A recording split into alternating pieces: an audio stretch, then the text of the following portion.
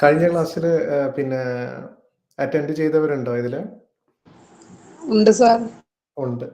അപ്പോൾ കഴിഞ്ഞ ക്ലാസ്സിൽ നമ്മൾ ഇൻസുലിൻ റെസിസ്റ്റൻസിനെ കുറിച്ചാണ് നമ്മൾ സംസാരിച്ചിട്ടുണ്ടായിരുന്നത് അല്ലേ? അതെ. എല്ലാവർക്കും പിന്നെ അത് മനസ്സിലായിരുന്നു ആ ഒരു class?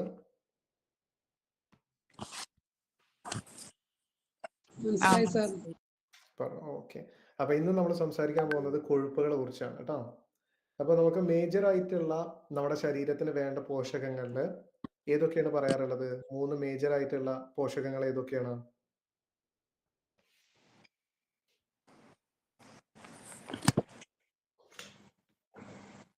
Carbohydrates, proteins and fat. Super. ഇതിൽ ഏറ്റവും ആവശ്യമുള്ളത് ഏതാണ്? പ്രോട്ടീൻ. ഓക്കെ. വേറെ അഭിപ്രായമുള്ളവരുണ്ടോ? ഫാറ്റ്. ഓക്കെ. വേറെ അഭിപ്രായമുള്ളവരുണ്ടോ? ഫൈബർ. ഓക്കെ. വേറെ അഭിപ്രായമുള്ളവരുണ്ടോ?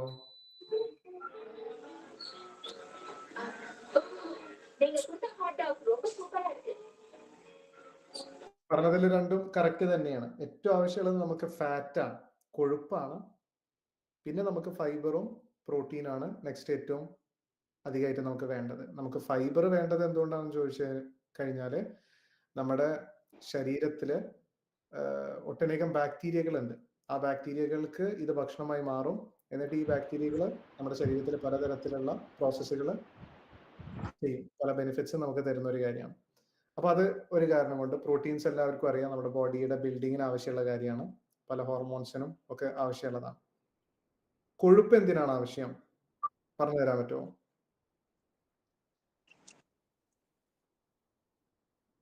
എനർജി.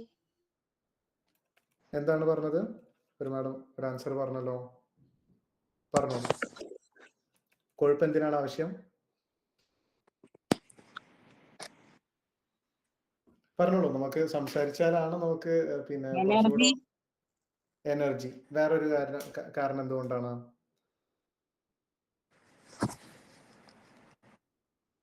പറഞ്ഞോളൂ. വേറെ എന്തിനൊക്കെ ആവശ്യമാണ് നമ്മുടെ ശരീരത്തിന്? Muscles build up. വേറെ എന്തിനാ ആവശ്യമാണ്?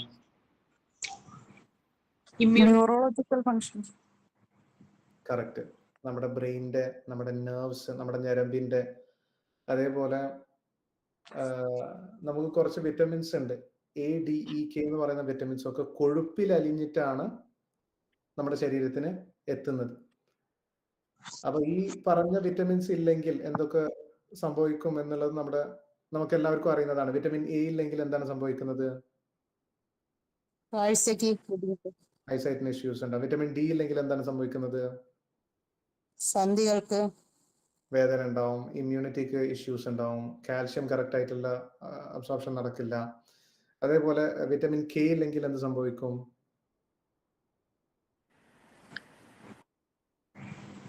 നമ്മുടെ രക്തത്തിന് സ്ട്രക്ചർ ഉണ്ടാവില്ല. അതിങ്ങനെ രക്തം ഇങ്ങനെ ഒലിച്ചുകൊണ്ടിരിക്കും, ലീക്ക് ആയിക്കൊണ്ടിരിക്കും കേട്ടോ. അപ്പോ അങ്ങനെയുള്ള അത്രയും പിന്നെ സ്പെഷ്യൽ ആയിട്ടുള്ള വിറ്റമിൻസിനെ അബ്സോർബ് ചെയ്യണമെങ്കിൽ നമുക്ക് എന്ത് വേണം? കൊഴുപ്പ് വേണം. അതേപോലെ പുരുഷ ഹോർമോൺ എന്ന് പറയുന്നതിന്റെ പേരെന്താണ്? പുരുഷ ഹോർമോൺ. ടെസ്റ്റോസ്റ്റിറോൺ. അതേപോലെ ലേഡീസിന്റെ ഹോർമോൺ ഏതാണ്? സ്ത്രീകളുടെ ഹോർമോൺ ഏതാണ്? ഈസ്ട്രജൻ. ഇതൊക്കെ സ്റ്റിറോയിഡ് ബേസ്ഡ് ആണ്. സ്റ്റിറോയിഡ് ബേസ്ഡ് എന്ന് പറഞ്ഞാൽ കൊഴുപ്പിന്റെ ഒരു ഇത് വെച്ചിട്ടാണ്, അതിന്റെ ബേസ് വെച്ചിട്ടാണ് ഈ പറയുന്ന ഹോർമോൺസ് ഒക്കെ ഉണ്ടാകുന്നത്. അപ്പോൾ നമ്മുടെ ശരീരത്തിന് ഓൾമോസ്റ്റ് എല്ലാറ്റിനും ആവശ്യമുള്ള ഒരു കാര്യമാണ് കൊഴുപ്പ് എന്ന് പറയുന്നത്. നമ്മുടെ ഓരോ കോശങ്ങളുടെയും ഭിത്തികളുള്ളത് ഫോസ്ഫോലിപ്പിഡ് എന്ന് പറയും. അപ്പൊ ഈ ഫോസ്ഫോലിപ്പിഡ് ബൈലെയർ എന്ന് പറയും. അപ്പൊ ഈ ലിപ്പിഡ് എന്ന് പറയുന്നത് കൊഴുപ്പാണ്. ആ കൊഴുപ്പുള്ളത് കൊണ്ടാണ് ഇതിനൊരു സ്ട്രക്ചർ ഉള്ളത്. ഇത് ഇടിഞ്ഞു വീഴാത്തതോ അല്ലെങ്കിൽ ഇത് കറക്റ്റ് ആയിട്ട് ആ ഒരു സ്ട്രക്ചറിൽ നിൽക്കുന്നത്, മറ്റുള്ള പോഷകങ്ങൾക്ക് ഇതിലോട്ട് കയറാൻ പറ്റുന്നതും കമ്മ്യൂണിക്കേഷൻ നടത്തുന്നതൊക്കെ അങ്ങനെ ഒരു കൊഴുപ്പുള്ളത് കൊണ്ടാണ്. അപ്പോ നമ്മുടെ പുരുഷ ശരീരത്തില് കൊഴുപ്പ് എന്ന് പറയുന്നത് 3% താഴെ ആയി പോയി കഴിഞ്ഞാൽ മരണം സംഭവിക്കും. സ്ത്രീകളിൽ 12% താഴെ ആയി കഴിഞ്ഞാൽ സ്ത്രീകളുടെ മരണം സംഭവിക്കും. അപ്പൊ അങ്ങനെ വളരെ എസെൻഷ്യൽ ആയിട്ടുള്ള ഒരു കാര്യമാണ് ഈ കൊളസ്ട്രോൾ എന്ന് പറയുന്നതും കൊഴുപ്പ് എന്ന് പറയുന്നതും. അപ്പോ നമ്മൾ സാധാരണ പറയാറുള്ള ഒരു കാര്യം, നമ്മുടെ ആരോഗ്യത്തിന് ഏറ്റവും നമുക്ക് വേണ്ടത് ഫ്രൂട്ട്സും വെജിറ്റബിൾസും അതേപോലെ എക്സസൈസും ആണെന്ന് പറയാറുണ്ട്, അല്ലേ? കേട്ടിട്ടുള്ള കാര്യമല്ലേ? അതെ. അതെ. ഇപ്പോ മനുഷ്യനും കുരങ്ങും തമ്മിൽ എന്തോ ഒരു സാമ്യമുണ്ട് എന്നുള്ളത് എല്ലാവർക്കും വിശ്വാസമുള്ള ഒരു കാര്യമാണോ? Yes. ഇല്ലേ? നമുക്ക് എന്തൊക്കെയോ ഒരു സാമ്യല്ലേ? ചെറിയ ചെറിയ സാമ്യം. ചെറിയ സാമ്യം എന്നല്ല, നല്ല സാമ്യമുണ്ട് ഇല്ലേ? ഒരു ചിമ്പാൻസി എടുത്ത് നോക്കിക്കഴിഞ്ഞാൽ അതിന്റെ DNA എന്ന് പറയുന്ന ഒരു സാധനമുണ്ട്. എല്ലാവർക്കും DNA എന്താണെന്ന് അറിയോ? DNA നമ്മുടെ ശരീരത്തില് നമ്മുടെ ഓരോ കോശങ്ങളിലും എഴുതി വെച്ചിട്ടുള്ള ഒരു കാര്യമാണ്. എന്ന് വെച്ചാൽ നമ്മളെ കുറിച്ച് നമ്മുടെ ചർമ്മത്തിന്റെ നിറം എന്തായിരിക്കണം, എന്റെ താടിയിൽ എത്ര രോമം ഉണ്ടാവണം, അല്ലെങ്കിൽ എന്റെ പുരികത്തിൽ എത്ര രോമം ഉണ്ടാവണം, എന്റെ പല്ലിന്റെ ഷേപ്പ്, എന്റെ കണ്ണിന്റെ നിറം എന്ന് തൊട്ട് എല്ലാ കാര്യങ്ങളും മൈന്യൂട്ടായി എഴുതി വെച്ചിട്ടുള്ള ഒരു സാധനമാണ് ഈ DNA എന്ന് പറയുന്നത്, അല്ലേ? ആണോ അല്ലേ? അതെ. ഇപ്പോ എന്റെ മകനാണോ അല്ലെങ്കിൽ എന്റെ ജ്യേഷ്ഠന്റെ മകനാണോ എന്ന് പോലും വേർതിരിക്കാൻ പറ്റുന്ന ഒരു സാധനമാണ് DNA, അല്ലേ? അപ്പൊ അത്രയും മൈന്യൂട്ട് ആയിട്ടുള്ള ഒരു കാര്യം നമ്മൾ ചിമ്പാൻസികളെ വെച്ച് നോക്കുന്ന സമയത്ത് 99% മനുഷ്യന്മാരോട് സാമ്യമുള്ള ഒരു കാര്യമാണ് DNA. അപ്പൊ അങ്ങനെ നോക്കുമ്പോൾ നമ്മളും കുരങ്ങന്മാരും തമ്മിൽ നല്ല സാമ്യമുണ്ട്. മനസ്സിലാവുന്നുണ്ടോ? പക്ഷെ നമ്മളില് ഇപ്പൊ മനുഷ്യന്മാരും കുരങ്ങും എടുത്ത് നോക്കുന്ന സമയത്ത് വലിയൊരു വ്യത്യാസമുണ്ട്. അതെന്താണെന്ന് ചോദിച്ചു കഴിഞ്ഞാൽ ഈ കൊഴുപ്പിന്റെ കാര്യത്തിലാണ് ആ വ്യത്യാസം വരുന്നത്. അപ്പൊ നമ്മൾ ആലോചിച്ച് നോക്കുകയാണെങ്കിൽ ഒരു മനുഷ്യന് നമ്മൾ സാധാരണ പറയാ ഒരു ആരോഗ്യം ഉണ്ടാവണം എന്ന് പറയുമെങ്കിൽ നമ്മൾ പറയും നിങ്ങൾ നന്നായിട്ട് പച്ചക്കറികൾ കഴിക്കണം, നന്നായിട്ട് ഫ്രൂട്ട്സ് കഴിക്കണം, നന്നായിട്ട് എക്സസൈസ് ചെയ്യണം എന്നൊക്കെ പറയാറുണ്ട്, അല്ലേ? ഇപ്പൊ അങ്ങനെ ചെയ്തു കഴിഞ്ഞാൽ നമുക്ക് നല്ല ആരോഗ്യം ഉണ്ടാവും. ഇപ്പൊ ആരോഗ്യം ഉണ്ടാവണം എന്നുള്ളത് എന്തിനാണ് പറയുന്നത്? നമുക്ക് ദീർഘായുസ് ഉണ്ടാവാൻ വേണ്ടിയിട്ടാണ്, അല്ലെ? ലോഞ്ചിവിറ്റി വേണം. അപ്പൊ ആ ദീർഘായുസ് ഇപ്പൊ നമ്മൾ ഒരു കുരങ്ങനെ എടുത്ത് നോക്കിക്കഴിഞ്ഞാൽ അല്ലെങ്കിൽ ചിമ്പാൻസി എടുത്ത് നോക്കിക്കഴിഞ്ഞാൽ അവർ അങ്ങനെ തന്നെയല്ലേ ജീവിക്കുന്നത്? ഫ്രൂട്ട്സും പച്ചക്കറികളൊക്കെ കഴിച്ച് കാട്ടില് നന്നായി എക്സസൈസ് ഒക്കെ ചെയ്ത് മരത്തിലൂടെ പിന്നെ തൂങ്ങി കളിച്ച് നല്ല മസിലുള്ള ബോഡിയാണ്, അങ്ങനെയല്ലേ ജീവിക്കുന്നത്? അപ്പൊ അങ്ങനെ വെച്ച് നോക്കുകയാണെങ്കിൽ നമ്മുടെ പ്രായമാണോ അല്ലെങ്കിൽ അവരുടെ ആയുഷ്കാലമാണോ കൂടുതൽ ഉണ്ടാവുന്നത്? നമ്മുടെ ഈ ഒരു ആർക്കാണ്? ചിമ്പാൻസിക്കാണ് ഉണ്ടാവുന്നത്. എന്തുകൊണ്ടാണ് അങ്ങനെ ഉണ്ടാവുന്നത്? ഇങ്ങനെ ഇങ്ങനെ ഇങ്ങനെ പിന്നെ നമ്മൾ പറയപ്പെടുന്ന ഈ ഒരു ഹെൽത്തി ലൈഫ് സ്റ്റൈൽ ഉള്ളത് കൊണ്ടാണോ? ഇപ്പം മനുഷ്യന്റെ പിന്നെ ആയുസ് എത്രയാണെന്നാണ് പറയാറുള്ളത് സാധാരണ? 60, 60, 70, 80 എന്നൊക്കെ പറയും, അല്ലെ? ഒരു കുരങ്ങന്റെ എത്ര ഉണ്ട്? ഒരു ചിമ്പാൻസിയുടെ എത്ര ഉണ്ടാവും എന്നാണ് നിങ്ങൾ വിചാരിക്കുന്നത്? ചിമ്പാൻസി അല്ലെങ്കിൽ ഗൊറില്ലയുടേത്? അറിയില്ല. അപ്പോ അതാണ് പറയുന്നത്. അപ്പോ നമുക്ക് ഇത്രയും സാമ്യം ഉണ്ടെങ്കിലും നമ്മൾ പറയപ്പെടുന്ന രീതിയിൽ അവരാണ് ഇത്രയും ആരോഗ്യപരമായുള്ള കാര്യങ്ങൾ കഴിക്കുന്നതെങ്കിലും നമുക്ക് മനുഷ്യന്മാർക്ക് ഒരു വ്യത്യസ്തമായ ഒരു കാര്യമുണ്ട്, അവർക്കില്ലാത്ത ഒരു കാര്യമുണ്ട്, ഒരു പ്രത്യേക തരം കാര്യമുണ്ട്. അതെന്താണെന്ന് ചോദിച്ചു കഴിഞ്ഞാൽ കൊഴുപ്പിനെ പ്രോസസ്സ് ചെയ്യാൻ നമ്മൾ കൊഴുപ്പ് കഴിച്ച് ആ കൊഴുപ്പ് കൊളസ്ട്രോളും കൊഴുപ്പും എന്ന് പറയുന്നത് ഈ ഫാറ്റ് എന്ന് പറയുന്നത് നമ്മുടെ ശരീരത്തിന് ഉപയോഗിക്കാൻ തരത്തിലാണ് നമ്മുടെ ശരീരം ഡെവലപ്പ് ആയിട്ടുള്ളത്. ഞാൻ പറയുന്നത് മനസ്സിലാവുന്നുണ്ടോ? അപ്പോ നമുക്ക് ഈ കൊഴുപ്പ് കാരണം കൊണ്ട് കിട്ടുന്ന പല പ്രത്യേകതകളാണ്. ഒന്ന് നമ്മുടെ ബുദ്ധി, അല്ലെ? നമ്മള് ഈ മനുഷ്യനെ മനുഷ്യനാക്കുന്നത് എന്താണ്? നമ്മുടെ തലച്ചോറാണ്, അല്ലെ? ബുദ്ധിയും തലച്ചോറാണ്. ആ തലച്ചോറ് ഇപ്പോ 70% എന്ത് വെച്ചിട്ടാണ് ഉണ്ടാക്കിയിട്ടുള്ളത്? കൊഴുപ്പ് വെച്ചിട്ടാണ് ഉണ്ടാക്കിയിട്ടുള്ളത്. അപ്പൊ അത് തന്നെയാണ് ഏറ്റവും, ഇങ്ങനെ നോക്കുകയാണെങ്കിലും അതാണ് ഏറ്റവും വലിയ കാരണം. അതിനുശേഷം നമ്മുടെ ഞരമ്പുകൾ, നമ്മുടെ ഹോർമോൺസ്, നമ്മുടെ വിറ്റമിൻസിനെ എടുക്കുന്ന രീതി, നമ്മുടെ കോശങ്ങളുടെ ഭിത്തികൾ എന്ന് തൊട്ട് എല്ലാറ്റിനും ഈ കൊഴുപ്പ് ആവശ്യമാണ്. അപ്പൊ കൊഴുപ്പില്ലാതെ എന്തില്ല? കൊഴുപ്പില്ലാതെ മനുഷ്യ ശരീരത്തില് ആരോഗ്യമല്ല. ഞാൻ പറയുന്നത് മനസ്സിലാവുന്നുണ്ടോ? ഉണ്ട് ഉണ്ട്. ഉണ്ട്. അപ്പോ നമുക്ക് ഏറ്റവും ഈ ഡിഫറെന്റ് ആണെന്ന് ഞാൻ പറഞ്ഞില്ല, ഈ ഒരൊറ്റ ഇത്രയും സാമ്യം ഉണ്ടെങ്കിലും നമ്മളെ വ്യത്യസ്തരാക്കുന്ന ഒരു കാര്യമാണ് ഈ കൊഴുപ്പിനെ പ്രോസസ്സ് ചെയ്യാനുള്ള നമ്മുടെ ശരീരത്തിന്റെ ഡെവലപ്മെന്റ്, ഒരു എബിലിറ്റിയാണ്. അപ്പൊ ഈ കാണുന്നതാണ്, ഈ കാണുന്ന അപ്പോ എന്ന് പറയുന്നത്, അപ്പോ ലിപ്പോ പ്രോട്ടീൻ എന്ന് പറയുന്ന ഒരു കാര്യമാണ് നമുക്ക് പ്രത്യേകമായിട്ട് ദൈവം തന്നിട്ടുള്ളത്. എവല്യൂഷനിൽ വിശ്വാസമുള്ളവർക്ക് അങ്ങനെയും നോക്കാം, അല്ലെങ്കിൽ ദൈവം തന്നതാണെന്ന് പറയുകയാണെങ്കിൽ അങ്ങനെയും നോക്കാം. എങ്ങനെയാണെങ്കിലും സയൻസ് വെച്ച് നോക്കുകയാണെങ്കിൽ ഈ ഒരു കാര്യമാണ് നമുക്കൊരു പ്രത്യേകത ഉള്ള ഒരു കാര്യം. ഇപ്പൊ ചിമ്പാൻസിക്കൊക്കെ ഇതിന്റെ ഒരു രൂപം മാത്രമേ ഉള്ളൂ. പക്ഷെ നമുക്ക് ഈ സാധനം, ഈ കാണുന്ന സാധനം നമുക്ക് പല രൂപത്തിലുണ്ട്. 4 or 5 ടൈപ്പ് നമുക്കുണ്ട് അപ്പോലിപ്പോ പ്രോട്ടീൻ എന്നുള്ളത്.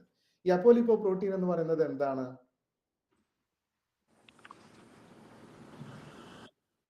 ആർക്കെങ്കിലും പറയാൻ പറ്റുമോ?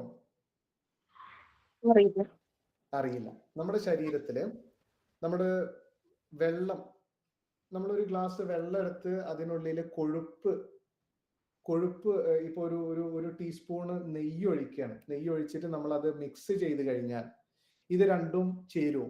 വെള്ളവും കൊഴുപ്പും ചേരുവോ? ചേരില്ല. അപ്പൊ അതേ പറഞ്ഞ പോലെ തന്നെയാണ് നമ്മുടെ ശരീരത്തിലും കൊഴുപ്പ് ചേരില്ല. രക്തത്തിൽ അറിയാൻ പറ്റുമോ? ഇല്ല. പക്ഷെ നമുക്ക് കൊഴുപ്പ് എപ്പോഴും ആവശ്യമാണ്. ശരീരത്തിലെ എല്ലായിടത്തും നമുക്ക് ആവശ്യമാണ് എപ്പോഴും. അപ്പൊ കൊഴുപ്പ് നമ്മുടെ ശരീരത്തിലൂടെ, നമ്മുടെ രക്തത്തിലൂടെ ഇങ്ങനെ പോയിക്കൊണ്ടിരിക്കണം, സഞ്ചരിച്ചുകൊണ്ടിരിക്കണം. എവിടെയാണോ ആവശ്യം അങ്ങോട്ടേക്ക് കൊടുത്തുകൊണ്ടിരിക്കണം, അല്ലേ? അപ്പൊ അതിനുള്ള ട്രാൻസ്പോർട്ടേഷൻ സിസ്റ്റം ആണ് ഈ കാണുന്ന അപ്പോലിപ്പോ പ്രോട്ടീൻ. എല്ലാവർക്കും മനസ്സിലായത്? അപ്പൊ ഇതിന്റെ ഒരു സൈഡിൽ ഒരു പ്രോട്ടീൻ ആണ്, ഇതിന്റെ ഒരു ബേസ് കൊഴുപ്പിനെയും ചേർത്ത് പിടിക്കാൻ കെൽപ്പുള്ള അല്ലെങ്കിൽ കേപ്പബിലിറ്റി ഉള്ള ഒരു സാധനമാണ് ഈ എപ്പോ എന്ന് പറയുന്നത്.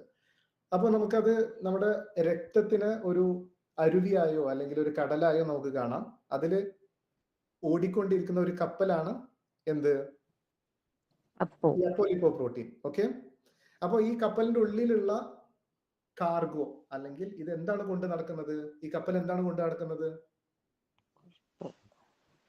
നമ്മളിപ്പോ പറഞ്ഞു കൊഴുപ്പ്. അപ്പൊ കൊഴുപ്പ് മെയിൻ ആയിട്ട് 2 തരത്തിലാണുള്ളത്. ഒന്ന് കൊളസ്ട്രോൾ ആയിട്ട്, മറ്റൊന്ന് ട്രൈഗ്ലിസറൈഡ് എന്ന് പറയുന്ന സാധനം. ഇത് മറക്കില്ലല്ലോ? ഓക്കെ. Cholesterol, triglyceride. അപ്പൊ ഇതാ കാണുന്നുണ്ടല്ലോ, ഈ ലിപ്പിഡ് കോറിൽ ഒന്ന് കൊളസ്ട്രോൾ കിടക്കുന്നുണ്ട്, ഒന്ന് ട്രൈഗ്ലിസറൈഡ് കിടക്കുന്നുണ്ട്. എല്ലാവർക്കും കാണുന്നുണ്ടല്ലോ? അപ്പൊ എവിടെയാണോ ആവശ്യമുള്ളത് അത് കൊടുക്കും. അപ്പോ ഇത് നമ്മുടെ ശരീരത്തില് ഇതിനുള്ളിൽ എത്ര കൊളസ്ട്രോൾ ഉണ്ട് അല്ലെങ്കിൽ എത്ര ട്രൈഗ്ലിസറൈഡ് ഉണ്ട് എന്നുള്ളതിനനുസരിച്ച് ഇതിന്റെ പേര് മാറും. ഓക്കെ. അപ്പൊ ഇതില് കൊളസ്ട്രോൾ ആണ് അധികം ഉള്ളത്, കുറച്ച് ട്രൈഗ്ലിസറൈഡ് ആണ് ഉള്ളതെങ്കിൽ ഇതിന്റെ പേര് HDL എന്നാണ്. HDL കേട്ടിട്ടുണ്ട് എല്ലാവരും? കേട്ടിട്ടുണ്ട്. ഇനി അഥവാ ഇതിനുള്ളിലുള്ളത് കൊളസ്ട്രോൾ കുറവാണ്, ട്രൈഗ്ലിസറൈഡ് കൂടുതലാണെങ്കിൽ എന്താണ് ഇതിന്റെ പേര്? LDL. ഓക്കെ. അപ്പൊ കൊളസ്ട്രോൾ എന്ന് പറയുന്നത് നല്ലൊരു കാര്യമാണ്. ഓക്കെ. ട്രൈഗ്ലിസറൈഡ് മോശമാണെന്ന് ഞാൻ പറയില്ല. പക്ഷെ നമ്മൾ ഇപ്പൊ ഉള്ള നമ്മുടെ ഫുഡ് ഹാബിറ്റ്സ് വെച്ച് നോക്കുമ്പോൾ ചീത്ത കൊളസ്ട്രോൾ ആണ് ട്രൈഗ്ലിസറൈഡ്. കാരണം കൂടുതലും ശരീരത്തിൽ നല്ല ഈ ട്രൈഗ്ലിസറൈഡ് തന്നെ നല്ലതുകൊണ്ട് മോശമായതുകൊണ്ട്. പക്ഷേ നമ്മൾ കഴിക്കുന്നത്, ഇപ്പൊ നമ്മൾ കഴിച്ചുകൊണ്ടിരിക്കുന്നത് ഏറ്റവും കൂടുതൽ അന്നജാണ്. അന്നജവും ഷുഗേഴ്സും ആണ്. അപ്പൊ ശരീരം, ഞാൻ മുന്നേ പറഞ്ഞു, കൊഴുപ്പില്ലാതെ ജീവനില്ല, അല്ലെ? കൊഴുപ്പില്ലാതെ ആരോഗ്യമല്ല. ശരീരം ഓടാൻ പറ്റില്ല കൊഴുപ്പില്ലാതെ. അതുകൊണ്ട് തന്നെ നമ്മൾ നല്ല കൊഴുപ്പ് കഴിക്കുന്നില്ലെങ്കിൽ നമ്മുടെ ശരീരം കിട്ടുന്ന അന്നജത്തിൽ നിന്നും കിട്ടുന്ന മധുരങ്ങളിൽ നിന്നും ഒരു കൊഴുപ്പ് ഉണ്ടാക്കും. ആ കൊഴുപ്പിന്റെ പേരാണ് ട്രൈഗ്ലിസറൈഡ്. ഓക്കെ. അപ്പോ നമ്മൾ കഴിക്കുന്ന മധുരത്തിൽ നിന്നും ഉണ്ടാകുന്ന കൊഴുപ്പിന്റെ പേരാണ് ട്രൈഗ്ലിസറൈഡ്. അതിന് കൊളസ്ട്രോളും ഉണ്ടാവും, പക്ഷെ റെയർ ആണ്. ട്രൈഗ്ലിസറൈഡ് ആണ് 70-80% സമയങ്ങളിലും ട്രൈഗ്ലിസറൈഡ് ആണ് ഉണ്ടാകുന്നത്. ട്രൈഗ്ലിസറൈഡിൽ തന്നെ നല്ല ട്രൈഗ്ലിസറൈഡ് ഉണ്ട്. പക്ഷെ ഞാൻ എപ്പോഴും പറയുന്ന കാര്യമാണ്, നമ്മൾ 80% ഈ ഇന്ത്യൻസ്, നമ്മൾ കേരളീയരും എല്ലാവരും കഴിക്കുന്നത് കൂടുതലും ചോറും ഇഡ്ഡലിയും അങ്ങനെയുള്ള കാര്യങ്ങളാണ്. കൊഴുപ്പ് നന്നായിട്ട് കഴിക്കുന്നില്ല. അതുകൊണ്ട് തന്നെ ശരീരം കൊഴുപ്പ് ഉണ്ടാക്കും. നമുക്ക് വേറെ വഴിയില്ല. ഈ പറഞ്ഞ എല്ലാ കാര്യങ്ങളും ഓടണമല്ലോ. നമ്മുടെ ബ്രെയിനിന് വേണം, നമ്മുടെ ഹോർമോൺസിന് വേണം, നമ്മുടെ ശരീരത്തിലെ ഭിത്തികൾക്ക് വേണം എന്നൊട്ട് എല്ലാറ്റിനും വേണ്ടത് കൊണ്ട് തന്നെ ഈ കിട്ടുന്ന മധുരത്തിൽ നിന്നും ട്രൈഗ്ലിസറൈഡ്സ് ഉണ്ടാക്കും. അതുകൊണ്ടാണ് നമ്മൾ സാധാരണ LDL മോശമായ കൊളസ്ട്രോൾ എന്ന് പറയുന്നത്. എന്തുകൊണ്ട്? മധുരത്തിൽ നിന്നുണ്ടായ ട്രൈഗ്ലിസറൈഡ് അധികമായിട്ടുള്ള ഈ കപ്പൽ LDL അത് മോശമാണെന്ന് നമ്മൾ പറയും. ഇപ്പൊ എല്ലാവർക്കും മനസ്സിലാവുന്നുണ്ടോ? ഇതിലും ചെറിയൊരു കോംപ്ലിക്കേഷൻ ഉണ്ട്. എന്ന് വെച്ചാല് LDL തന്നെ നല്ല LDL ഉണ്ട്, മോശം LDL ഉണ്ട്. അപ്പോ ഇപ്പൊ അത് ഒന്ന് മാത്രമല്ല. ഇപ്പൊ നമ്മൾ HDL നോക്കുകയാണെങ്കിൽ തന്നെ HDL-ഉം ഇപ്പോ വരെ കണ്ടുപിടിച്ചിട്ടുള്ളത് ഒരു 5 ടൈപ്പ് ഉണ്ട്. LDL 3 ടൈപ്പ് ഉണ്ട്, IDL ഉണ്ട്, അതേപോലെ VLDL ഉണ്ട് എന്ന് തൊട്ട് കുറെ എണ്ണുണ്ട്. അപ്പൊ ഇതിനൊക്കെ റേഷ്യോസ് ഡിഫറെന്റ് ആണ്. എല്ലാത്തിന്റെയും റേഷ്യോസ് വളരെ ഡിഫറെന്റ് ആണ്. ട്രൈഗ്ലിസറൈഡ് കൂടുന്നതിനനുസരിച്ച് ഇരിക്കും ഈ ഇഷ്യൂസ്. പിന്നെ കൈലോമൈക്രോൺ എന്ന് പറയുന്ന ഒരു സാധനം ഉണ്ട്. കൈലോമൈക്രോൺ എന്ന് പറയുന്നത് ഡയറക്ട്ലി നമ്മുടെ കുടലിൽ നിന്നും വരുന്ന കൊഴുപ്പിനെ എടുത്തിട്ട് നേരെ സർക്കുലേഷനിലേക്ക് പോവുകയാണ്, നമ്മുടെ രക്തത്തിലോട്ട് പോയിട്ട് വേണ്ടവർക്കൊക്കെ കൊടുക്കുകയാണ്. അപ്പൊ അങ്ങനെ നമ്മളതുകൊണ്ട് വിചാരിക്കുന്ന അത്രയും എളുപ്പത്തിൽ നമുക്ക് പറയാൻ പറ്റില്ല ശരീരത്തിലുള്ള കൊഴുപ്പ് അല്ലെങ്കിൽ ഈ ബ്ലഡ് വർക്കിൽ നമ്മൾ കാണുന്ന HDL ട്രൈഗ്ലിസറൈഡ് ഒക്കെ നല്ലതാണോ മോശമാണോ നമുക്ക് പറയാൻ പറ്റില്ല. അതും ഞാൻ ഇന്നലെ പറഞ്ഞിരുന്നില്ലേ, നമ്മുടെ ഇന്ത്യൻസിന്റെ കഴിഞ്ഞ ക്ലാസ്സിൽ ഞാൻ പറഞ്ഞായിരുന്നു, ഇന്ത്യൻസിന്റെ ടോട്ടൽ കൊളസ്ട്രോൾ നോക്കുമ്പോൾ 200-ന് താഴെയാണ്. പക്ഷെ നമുക്കാണ് ഏറ്റവും കൂടുതൽ ഹാർട്ട് അറ്റാക്കും ഇഷ്യൂസും ഉള്ളത്. അതെന്തുകൊണ്ടാണ്? ടോട്ടൽ കൊളസ്ട്രോൾ കുറവാണെങ്കിലും ആ ഉള്ള കൊഴുപ്പ് പലപ്പോഴും മധുരത്തിൽ നിന്നുണ്ടായിട്ടുള്ള ഈ കെട്ട ട്രൈഗ്ലിസറൈഡ് എന്ന് പറയുന്ന കൊഴുപ്പാണ്. ഇപ്പൊ എല്ലാവർക്കും മനസ്സിലാവുന്നുണ്ടോ? കുറച്ച് കൺഫ്യൂസിങ് ആണ്. പക്ഷെ എന്തായാലും വളരെ സിമ്പിൾ ആയിട്ട് ഞാൻ പറയാൻ നോക്കാം കേട്ടോ. അപ്പോ നമ്മൾ ഇനി മനസ്സിലാക്കേണ്ടത്, ഇനി നമ്മുടെ ശരീരത്തില് നമുക്ക് നമ്മുടെ പ്രൊഫൈൽ എടുത്ത് നോക്കുകയാണെങ്കിൽ നമ്മുടെ ടോട്ടൽ കൊളസ്ട്രോൾ കൂടുതലാണെങ്കിലും ട്രൈഗ്ലിസറൈഡ് കൂടുതലാണെങ്കിലും ഒക്കെ തന്നെ നമ്മൾ കഴിക്കുന്ന കൊഴുപ്പുകൾ നല്ലതാണെങ്കിൽ ഇതിനെക്കുറിച്ച് നമ്മൾ പേടിക്കേണ്ട. നമ്മൾ കഴിക്കുന്ന കൊഴുപ്പുകൾ നല്ലതാണെങ്കിൽ ആ ട്രൈഗ്ലിസറൈഡും നല്ലതായിരിക്കും. ഇപ്പോ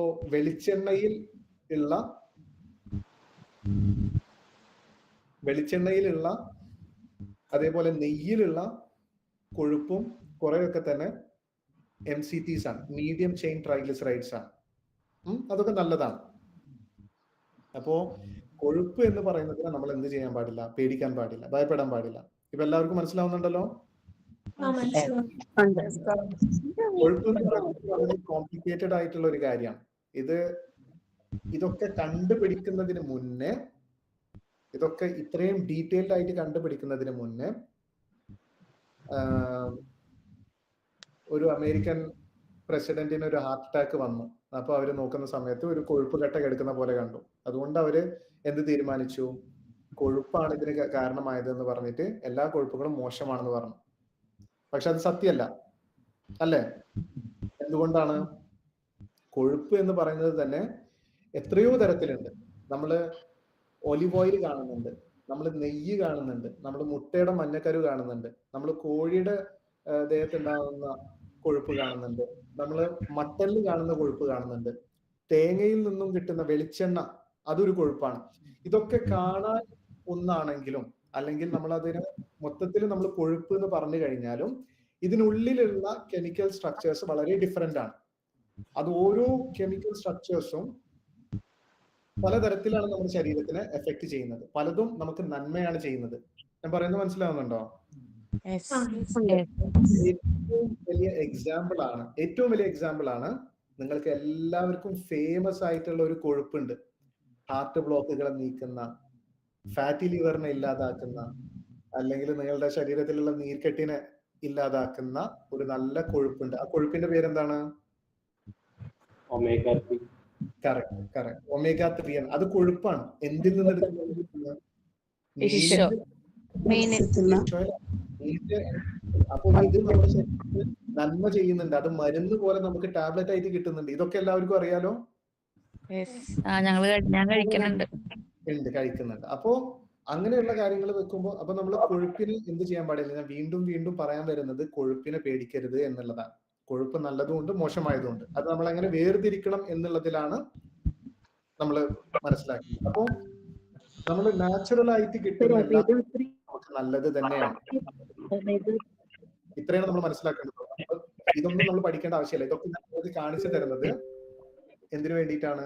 ഇങ്ങനെയൊക്കെ ഉണ്ട് എന്നുള്ളത് നിങ്ങൾക്ക് മനസ്സിലാവാൻ വേണ്ടിയിട്ടാണ്. നിങ്ങൾ ചെയ്യേണ്ടത് നമ്മൾ കണ്ണുകൊണ്ട് കാണുന്ന നാച്ചുറൽ ആയിട്ടുള്ള കൊഴുപ്പുകൾ, മുട്ടയുടെ മഞ്ഞക്കരു, അല്ലെങ്കിൽ മീനിൽ നിന്ന് കിട്ടുന്ന, ഇറച്ചിയിൽ നിന്ന് കിട്ടുന്ന എല്ലാ കൊഴുപ്പുകളും നമ്മുടെ ശരീരത്തിന് നന്മ ചെയ്യുന്നതാണ്. എല്ലാം തന്നെ ആന്റി ഇൻഫ്ലമേറ്ററി ആണ്. നമ്മൾ പേടിക്കേണ്ട എണ്ണ ഏതാണെന്ന് ചോദിച്ചു കഴിഞ്ഞാൽ ഒമേഗ 3 നല്ലതാണ്. നമ്മൾ പേടിക്കേണ്ട എണ്ണ ഏതാണെന്ന് ചോദിച്ചു കഴിഞ്ഞാൽ റിഫൈൻഡ് ഓയിലുകളാണ്. Sunflower,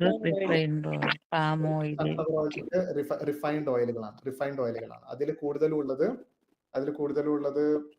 omega 6. കോൺ ഓയില്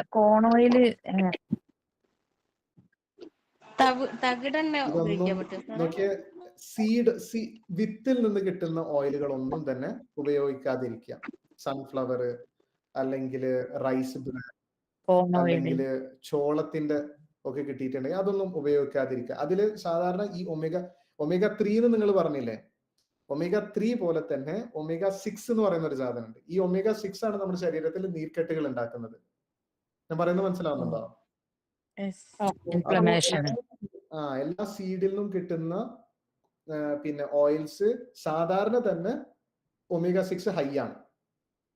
അത് പിന്നെ അവർ റിഫൈനിങ് എന്ന് പറയുന്ന ആ പ്രോസസ്സ്, അതിനെ തിളപ്പിച്ച് അതിൻ്റെ ഉള്ളിൽ കുറച്ച് ഹെക്സെയിൻ എന്ന് പറയുന്ന കാര്യങ്ങളൊക്കെ കയറ്റി അതിൻ്റെ ഉള്ളിൽ നിന്ന് ഓയിൽ എക്സ്ട്രാക്ട് ചെയ്യുന്ന ആ പ്രോസസ്സാണ് റിഫൈനിങ് പ്രോസസ്സ്. ആ പ്രോസസ്സ് ചെയ്യുന്ന സമയത്ത് അതിനുള്ളിൽ ഈ ഒമേഗ 6 നന്നായി കൂടും എന്നുള്ളത് മാത്രമല്ല, അതിൻ്റെ ഉള്ളിൽ നോക്കിയാൽ ഈ ആൽഡിഹൈഡ് എന്ന് പറയുന്ന കാര്യം വളരെ അധികമായിരിക്കും. ഈ ആൽഡിഹൈഡ് നിങ്ങൾക്ക് അടിച്ചു നോക്കിയാൽ കാണാം, ഒന്ന് റിസർച്ച് ചെയ്താൽ കാണാം, ആൽഡിഹൈഡ് ആണ് നമ്മുടെ ശരീരത്തിൽ ഏറ്റവും കൂടുതൽ ക്യാൻസറിന് കാരണമാവുന്നത്. അപ്പോൾ അതുകൊണ്ട് അങ്ങനെയുള്ള ഓയിലുകൾ മാത്രം ഒഴിവാക്കാം. നിങ്ങൾ വെളിച്ചെണ്ണ നിങ്ങൾക്ക് ഉപയോഗിക്കണം, നിങ്ങൾക്ക് അവക്കാഡോ ഓയിൽസ് ഉപയോഗിക്കാം, അല്ലെങ്കിൽ നിങ്ങൾക്ക് നെയ്യ്, പിന്നെ ബട്ടർ, ഗീ, അല്ലെങ്കിൽ നല്ല കൊഴുപ്പുള്ള പാല്, തൈര്, അതേപോലെ പറഞ്ഞിട്ടുള്ള ഒരു ഓയിലില്ലേ, അത് ഉപയോഗിക്കാൻ പറ്റുമോ? ഏതാണ്? അതാണ് തവിട്. എന്തിൽ നിന്ന് വരുന്നതാണ്? സീഡിൽ നിന്ന് വരുന്നതാണ്. അത് വേണ്ട. അപ്പൊ ഏറ്റവും കോക്കനട്ട് അല്ലെങ്കിൽ അങ്ങനെയുള്ള കാര്യങ്ങൾ. പക്ഷെ അത് എന്ത് പ്രോസസ്സിലൂടെ എടുത്തതായിരിക്കണം? ഈ ആട്ടിയ വെളിച്ചെണ്ണ എന്ന് പറയില്ലേ, ചക്കിലാട്ടണ വെളിച്ചെണ്ണ എന്ന് പറയും. കോൾഡ് പ്രസ്സിംഗ് എന്നാണ് അതിന് പറയാം. ഇംഗ്ലീഷിൽ അതിന് കോൾഡ് പ്രസ് എന്നാണ്. അത് റിഫൈൻ പ്രോസസ്സിലാണെങ്കിൽ നിങ്ങൾ അതൊന്ന് വായിച്ചു നോക്കണം. ഒന്ന് വായിച്ചു നോക്കുക. കോക്കനട്ട് ഓയിലാണ് ഏറ്റവും ബെസ്റ്റ്. പക്ഷെ ഉരുക്കിയെന്ന് പറഞ്ഞാൽ എനിക്കറിയില്ല അത് ഏത് പ്രോസസ്സിലാണെന്ന്. തേങ്ങാപ്പാല് പറ്റിച്ചുണ്ടാക്കണം. അത് നല്ലതാണ്. അങ്ങനെ എടുക്കുന്നത് നല്ലതാണ്. പിന്നെ ഈ പറഞ്ഞ പോലെ കോൾഡ് പ്രസ്സിംഗ് പ്രോസസ്സിലൂടെ നല്ലതാണ്. അപ്പൊ ഇത്രയും കാര്യങ്ങൾ ഡോക്ടർ പറഞ്ഞ പിന്നെ ഞാൻ കംപ്ലീറ്റ് സൺഫ്ലവർ ഓയിലും എല്ലാം ഒഴിവാക്കി. ആകെ കൂടി വെളിച്ചെണ്ണ മാത്രമേ ഇപ്പൊ ഉപയോഗിക്കൂ. പക്ഷെ ഇവിടെ ഡോക്ടേഴ്സ് സമ്മതിക്കണില്ല, വെളിച്ചെണ്ണ ഉപയോഗിക്കരുത്, ഹാർട്ടിന് പ്രോബ്ലം ആവും പറഞ്ഞിട്ട് ഡോക്ടർ വെളിച്ചെണ്ണയെ ഉപയോഗിക്കാൻ പാടില്ല എന്ന് പറയുന്നത്. പണ്ട് കാലത്ത് ആ ഒരു ഇൻഫർമേഷൻ ആണ് ഇപ്പോഴും എല്ലാവരും യൂസ് ചെയ്യുന്നത്. പക്ഷെ ഞങ്ങള് കംപ്ലീറ്റ് ഇപ്പൊ നാട്ടിൽ നിന്ന് വരുമ്പോഴും കൂടി കൊണ്ടുവന്നത് 5 കിലോ ഈ വെളിച്ചെണ്ണ കൂടെ കൊണ്ട് വെക്കണത്. സന്തോഷം. അപ്പൊ നമ്മൾ മനസ്സിലാക്കേണ്ടത് ഈ ഒമേഗ 6 ഞാൻ മുന്നേ പറഞ്ഞല്ലോ, ഒമേഗ 6 നമ്മുടെ ശരീരത്തിന് ഒരു തരത്തിലും നല്ലതാണ്. കാരണം നമ്മുടെ ശരീരത്തിന് മുറിവുണ്ടായാലോ അല്ലെങ്കിൽ വേറെ ഡാമേജുകൾ ഉണ്ടായാലോ നമ്മുടെ ശരീരത്തിനെ അറിയിക്കാനുള്ള ഒരു പ്രോസസ്സാണ് ഒമേഗ 6 ചെയ്യുന്നത്. ഇത് ഇവിടെ ഒരു പ്രശ്നമുണ്ട്, അതിനൊന്ന് നോക്കണം, പരിഹരിക്കണം എന്ന് പറയാനുള്ള ഒരു കാര്യമാണ്. അപ്പോ അങ്ങനെ ഒമേഗ 6 ഒന്ന് ചെയ്തു കഴിഞ്ഞാൽ പിന്നെ അത് പരിഹരിച്ച ഉടനെ തന്നെ ഒമേഗ 3 വന്നിട്ട് ശരീരത്തിനോട് പറയണം, ഇവിടെ പരിഹാരം നടന്നു കഴിഞ്ഞു, ഇനി നിങ്ങൾ അവിടെ പോയിട്ട് വീക്ക് ഉണ്ടാക്കണ്ട അല്ലെങ്കിൽ ഇൻഫ്ലമേഷൻസ് ഉണ്ടാക്കണ്ട എന്ന് ശരീരത്തിനോട് പറയണം. അപ്പൊ അങ്ങനെ നടക്കണമെങ്കിൽ ഇത് എത്ര ആയിരിക്കണം ഉണ്ടാവേണ്ടത്? 1:1 റേഷ്യോയില്. എത്രത്തോളം ഒമേഗ 3 ഉണ്ടോ അത്രത്തോളം മാത്രമേ ഒമേഗ 6 ഉണ്ടാവാൻ പാടുള്ളൂ. പക്ഷെ നമ്മുടെ ഈ മോഡേൺ ലൈഫ് സ്റ്റൈലിൽ നമ്മൾ ഇത്രയും റിഫൈൻഡ് കാര്യങ്ങൾ കഴിക്കുന്നുണ്ട്. നമ്മൾ ചിപ്സിലും റിഫൈൻഡ് ഓയിൽസ് ഉണ്ടാവും. റിഫൈൻഡ് ഓയിൽസ് തന്നെയാണ് ഉപയോഗിക്കുന്നത്. അതേപോലെ എണ്ണക്കടികള്, ബ്രെഡ് എന്ന് തൊട്ട് ബേക്കറി ഐറ്റംസ് എല്ലാറ്റിലും ഈ omega-6 വളരെ ഹൈ ആണ്. നമുക്ക് omega-3 കിട്ടുന്നത് വളരെ ലോ ആണ്. ഇപ്പൊ നമ്മള് ഈ പറഞ്ഞ പോലെ എല്ലാവരും പേടിപ്പിച്ച് വെച്ചിട്ട് ഉള്ളത് കൊണ്ട് തന്നെ നമ്മൾ എന്തൊന്നും കഴിക്കുന്നില്ല, ഇറച്ചിയും മീനൊന്നും റെഡ് മീറ്റ് ഒന്നും കഴിക്കുന്നില്ല, അല്ലെങ്കിൽ മീൻ കഴിക്കുന്നില്ല, ഫുൾ ഫാറ്റ് മിൽക്ക് കഴിക്കുന്നില്ല, നെയ്യ് കഴിക്കുന്നില്ല, അല്ലെ? അതുകൊണ്ട് തന്നെ ഇതിന്റെ ഒരു ഇത് കാണുന്നുണ്ട്. എല്ലാ മീനിൽ നിന്നും omega-3 കിട്ടും. അതാണ് ഇല്ല, എല്ലാ മീനുകളും അല്ല.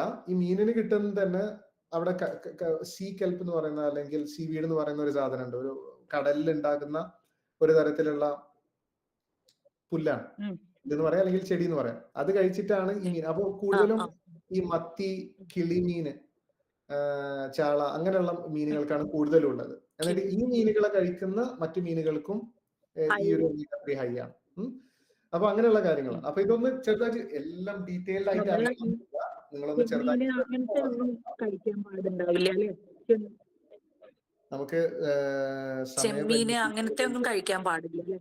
അതൊക്കെ നല്ലതാണ്, കുഴപ്പമൊന്നുമില്ല. അതില് പിന്നെ മിനറൽസ് കൂടുതലാണ്. മെഗ്നീഷ്യം, അല്ലെങ്കിൽ സിങ്ക്, മാംഗനീസ് എന്ന് തൊട്ടുള്ള മിനറൽസ് നല്ലതാണ്. മിനറൽസ് വളരെയധികം കിട്ടും അത്. അപ്പൊ അതൊക്കെ നല്ലതാണ്. അപ്പൊ എന്തായാലും ചെറിയ ചെറിയ ക്വസ്റ്റ്യൻസ് നിങ്ങൾക്ക് ചോദിക്കാം. ഒരു 5 മിനിറ്റ് ഉണ്ട് നമുക്ക്. ഏതാണ് ചാമേരിന്റെ ചോറ്? മില്ലറ്റ്സിനെ കുറിച്ച് നമ്മൾ കഴിഞ്ഞ ക്ലാസ്സിൽ പറഞ്ഞു. മില്ലറ്റ്സും നമ്മുടെ സാധാ അരി പോലെ തന്നെയാണ്. അതിൽ നിന്ന് വലിയ വ്യത്യാസമല്ല. അതിനുള്ള ഉള്ളിലുള്ള അന്നജത്തിന്റെ കണ്ടന്റ് ഒരു 80%, 70 തൊട്ട് 80% ഉണ്ടാവും. അതുകൊണ്ട് വലിയ വ്യത്യാസമല്ല. നിങ്ങൾ റിവേഴ്സൽ ഡയറ്റ് പ്ലാൻ ചെയ്യുന്ന സമയത്ത് അത് ഒഴിവാക്കും. നിങ്ങൾ മെയിൻ്റെനൻസ് ഡയറ്റ് ചെയ്യുന്ന സമയത്ത് അത് കുറച്ചെടുക്കാം.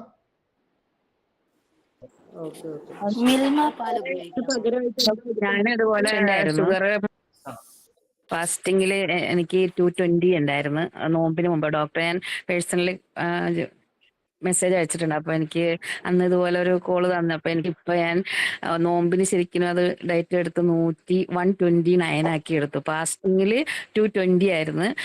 ആഫ്റ്റർ ഫുഡ് 182 ആയിരുന്നു. കംപ്ലീറ്റ് ചോറും ഓട്സും റാഗിയും ഒക്കെ ഒഴിവാക്കി പറഞ്ഞ ഡയറ്റീഷ്യൻ പറഞ്ഞ പോലെ ഞാൻ എടുത്ത്. എനിക്ക് ഭയങ്കര എന്ന് വെച്ചാല് എന്റെ പിടിച്ച്. ഓക്കെ മാഡം, സന്തോഷം.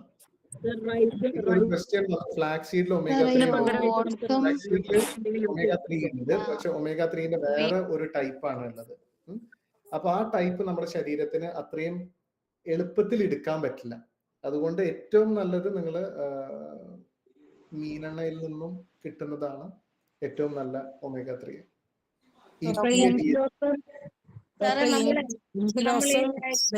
തമ്മിലുള്ള വ്യത്യാസം ഉണ്ടോ? എന്ത് തമ്മിലാണ്? ഇഞ്ചി ലോസും വെയിറ്റ് ലോസ്. വെയിറ്റ് ലോസ് കുറച്ചേ കാണിക്കുന്നുള്ളൂ, ഇഞ്ചി ലോസ് നന്നായിട്ട് കാണിക്കുന്നുണ്ട് ശരീരത്തിൽ. അതാണ് നമ്മൾ ആക്ച്വലി നമ്മൾ എയിം ചെയ്യുന്നത് ഇഞ്ച് ലോസിന് തന്നെയാണ്. പക്ഷെ വെയിറ്റ് ലോസ് എന്നാണ് സാധാരണ. അത് എല്ലാവർക്കും വേർതിരിക്കാൻ അറിയില്ല. പിന്നീട് അത് ചെയ്ത് ഓരോന്നും പഠിച്ചു വരികയാണ്. അപ്പൊ വെയിറ്റ് ലോസ് ഉണ്ടാകുന്നവരും ഉണ്ട്, ഇഞ്ച് ലോസ് മാത്രം ഉണ്ടാകുന്നവരും ഉണ്ട്. അപ്പോ പേടിക്കണ്ട, കൊഴുപ്പ് ഇല്ലാതായാൽ മതി. അമിതമായി കെട്ടിക്കിടക്കുന്ന കൊഴുപ്പുകൾ ഇല്ലാതായാൽ മതി. നമ്മുടെ എന്താ യൂഷ്വൽ ആയിട്ടുള്ള ഫുഡ്സ് നമുക്ക് പോർഷൻ കൺട്രോൾ ചെയ്ത് കഴിച്ചൂടെ? അങ്ങനെ കഴിക്കാം. പക്ഷെ ഞാൻ എപ്പോഴും കോൺസെൻട്രേറ്റ് ചെയ്യുന്നത് നമ്മുടെ ശരീരത്തിന് വേണ്ടത് പോഷകങ്ങളാണ്, ന്യൂട്രിയൻസ് ആണ്. അപ്പൊ ആ ന്യൂട്രിയൻ ഡെൻസ് ആയിട്ടുള്ള ഫുഡ് നമ്മൾ കഴിക്കണം. വെറും എനർജി പക്ഷെ നമുക്കിപ്പോ റൈസ് അവോയ്ഡ് ചെയ്താലും വീറ്റ്, റാഗി ഇതെല്ലാം അവോയ്ഡ് ചെയ്യുമ്പോ പിന്നെ നമുക്കൊരു ഫില്ലിങ് വരുന്നില്ല. ഫില്ലിങ് വരാത്തത് നിങ്ങൾക്ക് എന്തുകൊണ്ടാന്ന് ചോദിച്ചാൽ, പിന്നെ ഈ പറയുന്ന പോലെ എത്ര നമ്മൾ ഷുഗേഴ്സ് കഴിച്ചാലും അല്ലെങ്കിൽ അന്നജം കഴിച്ചാലും നമ്മുടെ ശരീരത്തിൽ വീണ്ടും വിശപ്പിനുള്ള ഹോർമോൺ ഗ്രലിൻ എന്ന് പറയുന്ന ഹോർമോൺ വീണ്ടും ഉണ്ടായിക്കൊണ്ടിരിക്കും. മാത്രമല്ല ഈ കെട്ടിക്കെടുക്കുന്ന കൊഴുപ്പിൽ നിന്ന് തന്നെ ലെപ്റ്റിൻ എന്ന് പറയുന്ന ഒരു സാധനം ഉണ്ടാവും. ആ ലെപ്റ്റിനാണ് നമ്മളോട് പറയുന്നത് മതിയായി, ഇനി നിങ്ങൾ കഴിച്ചത് മതി എന്ന് പറയുന്നത്. പക്ഷെ ഈ കൊഴുപ്പ് വന്നു കഴിഞ്ഞാൽ ലെപ്റ്റിൻ റെസിസ്റ്റൻസ് വരും. അത് നമ്മുടെ ശരീരത്തിന് പറയാൻ പറ്റില്ല.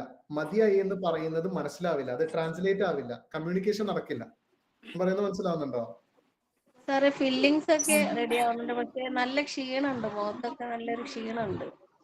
അതെ ക്ഷീണം എന്ന് ഈ പറയുന്നത് കാപ്സ് നിങ്ങൾക്ക് എന്തോ ടയർഡ്നെസ് ആണോ ഒഴിവാക്കുമ്പോ അല്ലെങ്കിൽ ഫുള്ള് കാണുമ്പോൾ കൊഴുപ്പ് ടയേർഡ്നെസ്. കുറഞ്ഞതാണോ നിങ്ങൾ ഉദ്ദേശിക്കുന്നത്? അതെ, മുഖമെല്ലാം ഒരു ഒരു പൊട്ടിയ മാതിരി ആവുന്നുണ്ട്. ഒട്ടിയ മാതിരിയാവും. നിങ്ങൾ പ്രോട്ടീൻ ഇൻടേക്ക് കൂട്ടുക, അതേപോലെ എങ്ങനെ എക്സസൈസ് ചെയ്യാം. എന്തായാലും അതൊക്കെ പിന്നെ ബൾക്ക് കൂടിക്കോ. എന്ത് ഡോക്ടർ, ഹലോ ഡോക്ടർ, പറഞ്ഞോളൂ. രാവിലത്തെ ഫുഡ് എപ്പോഴും അന്നജായിരിക്കണമെന്നില്ല. ഇല്ല, അന്നജ അങ്ങനെയല്ല. ഉൾപ്പെടുന്ന ഇല്ല, അങ്ങനെയല്ല. അപ്പൊ ഡെയിലി നമ്മൾ മുട്ട പോലത്തത് ഉപയോഗിക്കുമ്പോൾ നമുക്ക് അർഷ്യസ് പൈൽസ് അങ്ങനത്തെ ബുദ്ധിമുട്ടി വരില്ല?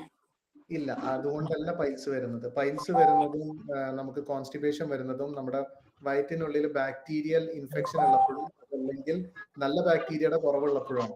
നമ്മുടെ ശരീരത്തിലെ കുടലിന്റെ ഉള്ളിലുള്ള ബാക്ടീരിയകളാണ് നമുക്ക് മലം ഉണ്ടാക്കി തരുന്നതും നമ്മൾ കഴിക്കുന്ന ഫുഡിനെ മലമാക്കി തീർക്കുന്നതും ആ മലം ഒഴിപ്പിക്കാൻ സഹായിക്കുന്നതും. നമ്മുടെ കുടലിന്റെ പാമ്പ് എഴയുന്ന പോലെയുള്ള മോഷൻ ഉണ്ട്, പെരിസ്റ്റാൽറ്റിക് മൂവ്മെന്റ് എന്ന് പറയും. അതിന് കാരണമാവുന്നതും ഈ ബാക്ടീരിയ. അപ്പൊ ആ ബാക്ടീരിയയുടെ കുറവുള്ളപ്പോഴാണ് അല്ലെങ്കിൽ വയറ്റിൽ ഇൻഫെക്ഷൻ ഉള്ളപ്പോഴാണ് ഈ പറയുന്ന ബുദ്ധിമുട്ട് വരുന്നത്. അപ്പൊ അത് മുട്ടയുടെ പിന്നെ തെറ്റോ കുറ്റോ അല്ല, പക്ഷെ അതില് പിന്നെ നമ്മൾ കഴിക്കുന്ന സമയത്ത് ചില സമയത്ത് അങ്ങനെ ഇഷ്യൂസ് ഉണ്ടാകും. അപ്പൊ അങ്ങനെ കഴിക്കുന്നവർക്ക് ഏറ്റവും നല്ലത് നന്നായി തൈര് കഴിക്കുക, നന്നായി പൊടിച്ച തൈര് കഴിക്കുക. അതേപോലെ ഉപ്പിലിട്ട് അല്ലെങ്കിൽ മാങ്ങ ഒക്കെ കഴിക്കുക, അത് നല്ലതാണ്, നല്ല പ്രോബയോട്ടിക്സ് ആണ്. അതേപോലെ ദഹനക്കുറവുണ്ടെങ്കിൽ അത് പരിഹരിക്കുക. കാരണം ദഹനക്കുറവുണ്ടെങ്കിൽ ദഹിക്കാതെ ഫുഡ് ഉള്ളിലോട്ട് ചെല്ലുമ്പോഴാണ് എപ്പോഴും ഈ കുടലിൽ ഇൻഫെക്ഷൻ കൂടുന്നത്. അപ്പൊ അത് പരിഹരിക്കുക. അപ്പൊ അങ്ങനെയുള്ള കാര്യങ്ങളാണ് ചെയ്യേണ്ടത് കേട്ടോ. ഡോക്ടർ, സാറേ ഡെയിലി തോരൻ കഴിക്കുന്നോണ്ട് കുഴപ്പമുണ്ടെന്ന് വെച്ചാൽ എന്ത് ഓരോ കഴിക്കുന്നുണ്ട്? ദിവസം തോരൻ, അതായത് ഓരോരോ വെജിറ്റബിൾസ് ആണ്. ഒരു ദിവസം ചീരത്തോരൻ, ഒരു ദിവസം പച്ചച്ചീര, ഞാനത് എന്തുകൊണ്ടാണ് ലഞ്ചിന് പറയുന്നത് അങ്ങനെയാണ് വെച്ചാൽ കഴിക്കുന്നത്. ഏതെങ്കിലും ഒരു തരത്തിലുള്ള വെജിറ്റബിൾ അല്ല, പലതരത്തിലുള്ള വെജിറ്റബിൾ കഴിക്കണം. നമ്മൾ ഡെയിലി മാറി അതായത് ഒരു ദിവസം ഫൈബേഴ്സ് വേണം എന്നുള്ളത്. അപ്പൊ ഓരോ വെജിറ്റബിളിലും ഓരോ തരത്തിലുള്ള സോളിബിൾ ഫൈബേഴ്സ് ആണ് നമുക്കുള്ളത്. അപ്പോ ആ സോളിബിൾ ഫൈബേഴ്സിന്റെ ഓരോന്നിന്റെയും ഡൈജഷന്റെ ടൈം ഡിഫറെന്റ് ആണ്. അപ്പോ ഇപ്പൊ ഒരു തക്കാളിയിലുള്ള ഫൈബർ ചിലപ്പോ നമ്മുടെ കുടലിന്റെ സ്റ്റാർട്ടിങ്ങിൽ തന്നെ പെട്ടെന്ന് ഡൈജസ്റ്റ് ആവും. അപ്പൊ ഇവിടെയുള്ള ബാക്ടീരിയകൾക്കാണ് അത് ഭക്ഷണമാവുന്നുള്ളൂ, നല്ല നല്ല ബാക്ടീരിയകൾക്ക്.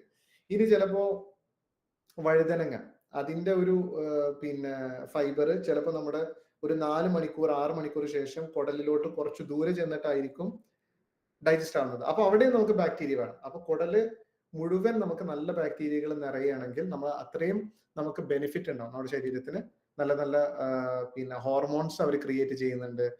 അതേപോലെ പലതരത്തിലുള്ള വിറ്റമിൻസ്, ബി കോംപ്ലക്സ് വിറ്റമിൻസ് ഒക്കെ നന്നായി ബാക്ടീരിയകൾ ക്രിയേറ്റ് ചെയ്ത് തരുന്നുണ്ട്. അതേപോലെ നമ്മുടെ ശരീരത്തിന്റെ രോഗപ്രതിരോധ ശേഷി വരെ അവർ നന്നായി നോക്കുന്നുണ്ട്. അപ്പൊ അതൊക്കെ നമുക്ക് ഹെൽപ്പ് ചെയ്യാവുന്നതാണ്. അതിനു വേണ്ടിയിട്ടാണ് വിവിധ തരത്തിലുള്ള വെജിറ്റബിൾസ് കഴിക്കണം എന്ന് പറയുന്നത്. അപ്പോ സമയം കഴിഞ്ഞു, ഐ എം വെരി സോറി. പിന്നെ ഞാൻ ആർക്കെങ്കിലും ഡൗട്ട്സുകൾ ക്ലിയർ ചെയ്യാതെ പോയിട്ടുണ്ടെങ്കിൽ ക്ഷമിക്കുക. നിങ്ങൾ ഡയറ്റീഷ്യനോട് ഒരു വോയിസ് നോട്ട് അയച്ചാൽ മതിയാവും. ഒന്നുകിൽ ഞാൻ അല്ലെങ്കിൽ മറ്റു ഡോക്ടേഴ്സ് അതിന് ഉത്തരം നൽകുന്നതാണ്. പിന്നെ ഇനിയും നമുക്ക് എന്തെങ്കിലും രോഗങ്ങളെ കുറിച്ചോ അല്ലെങ്കിൽ ഞാൻ അടുത്ത ക്ലാസ്സും ഞാൻ നല്ലൊരു ക്ലാസ് കൊണ്ടുതരാം. അപ്പൊ ഇൻഫോർമേറ്റീവ് ആയിട്ടുള്ളത്. വേറെ എന്തെങ്കിലും ടോപ്പിക്കിനെ കുറിച്ച് പറയണമെന്നുണ്ടെങ്കിൽ നിങ്ങളൊന്ന് അറിയിച്ചാൽ മതി. Thank you everyone. Take care. Good night.